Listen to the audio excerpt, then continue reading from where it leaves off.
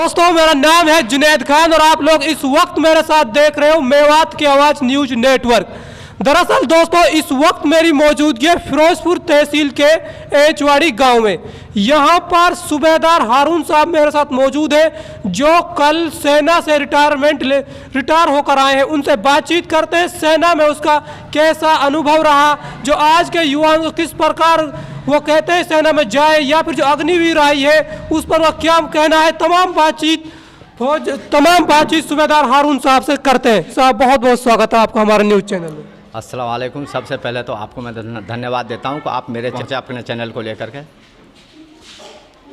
बाकी सेना में जो भविष्य है, मैं सेना में 26 साल नौकरी करके और सूबेदार रैंक से आया हूं। मैं 1997 में भर्ती हुआ था। 26 साल 4 दिन नौकरी करके मैं सेना से सेवानिवृत्त हुआ हूं 31 अक्टूबर को। जबकि बाकी आने में मेरे को कुछ टाइम लगा था रास्ते में, तो मैं 3 तारीख को पहुंचा था अपने घर पे। उसके बाद सेना की बात यह है कि आज का भविष्य में जो भी सबसे बड़ी जो चीज़ है वह है पढ़ाई, एजुकेशन।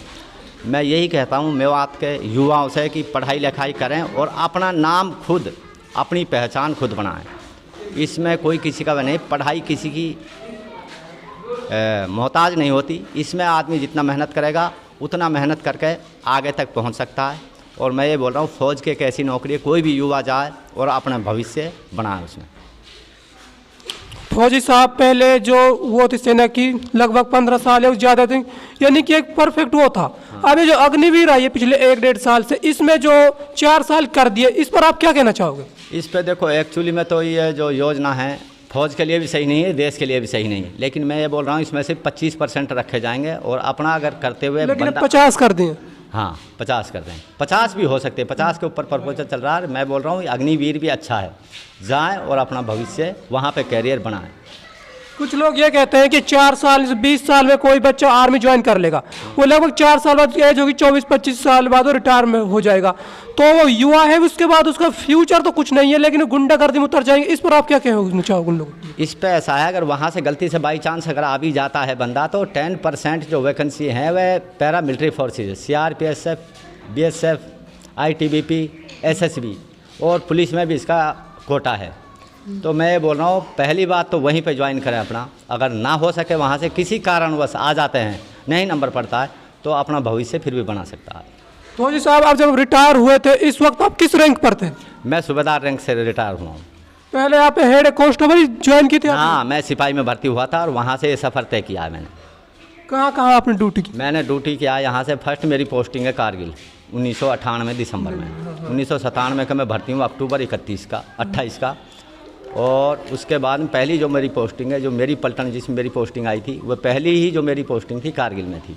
मैं 1998 में कारगिल में पहुंचा और मई के अंदर लड़ाई शुरू हो गई, युद्ध शुरू हो गया कारगिल। तो मैं पूरा अटेंड किया हूँ। उसके बाद वहाँ से उतर के मैं 3 साल बेंगलोर रहा हूँ। उसमें भी 3 साल ड्यूरेशन बेंगलोर का रहा, लेकिन डिप्लॉयमेंट जो मेरा था जैसलमेर राजस्थान में था।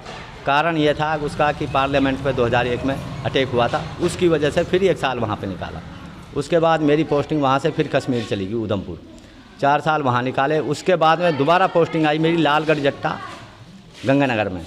वहाँ पे 2 साल रुका, फिर वापस कश्मीर चला गया मैं, श्रीनगर। वहाँ से फिर पोस्टिंग आई मेरी पठानकोट, फिर वापस पठानकोट में 2 साल रहा। फिर 3 साल के लिए अनंतनाग चला गया। अनंतनाग से मेरी पोस्टिंग सीधी कुपवाड़ा से ट्रांसफ़र होकर मेरा सीधा गुवाहाटी चला गया। गुवाहाटी से मैं अभी रिटायर होकर आया हूँ। अब मैं फ़िलहाल ब्रह्मपुर सेंटर है AID सेंटर का, कि काफ़ी बंदे और अच्छा कोर है AID, ठीक है। आर्मी और एयरफोर्स का मिला जुला उसमें वेपन है। तो मैं बोलता हूँ फ़ौज के अंदर जाओ और अपना कैरियर बनाओ। बहुत अच्छी नौकरी है और कोई भेदभाव या अपवाद कुछ नहीं है फ़ौज के अंदर। आप जैसा खाओ, जैसा बोलो, जैसा पहनो, जैसा रहो, वह आपकी इच्छा के ऊपर है। सूबेदार साहब, जैसे आज हमारा जो मेवात है शिक्षा में सबसे पिछड़ा हुआ इलाका है, तो इस बार शिक्षा के लिए आप क्या कहना चाहोगे? आप एक जिम्मेदार नागरिक हो, वैसे भी गवर्नमेंट एम्प्लॉय, फिर भी आपकी बातों से फर्क पड़े, क्या कहना चाहोगे? मैं ये कहना चाहता हूँ कि ये खाली ये नहीं एक दूसरे को देख करके जो एक बंदा कर रहा उसके पीछे मैं भी करूँ इस चीज़ को। एजुकेशन एक ऐसी चीज़ है जो अपनी पहचान बना सकती है, खुद का कैरियर। आपका नाम जुनैद है जी, आपका नाम बदली हो करके पटवारी जुनैद भी हो सकता है, फौजी जुनैद भी हो सकता है, सेक्रेटरी जुनैद भी हो सकता है, मास्टर जुनैद भी हो सकता है, तहसीलदार जुनैद भी हो सकता है। IAS IPS जुनैद भी हो सकता है। तो मैं ये बोलता हूँ कि इस चीज़ के लिए मेहनत करो और पढ़ाई करो, कैरियर बनाओ और क्षमता रखो कि अपना नाम बदली करो।